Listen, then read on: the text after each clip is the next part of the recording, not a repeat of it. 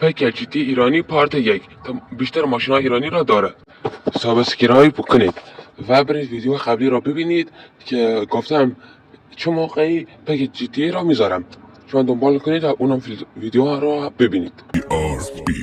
گنجشکک های بی نام و نشون، پرنده های بی هم زبون، بهتره دیگه بری خونت.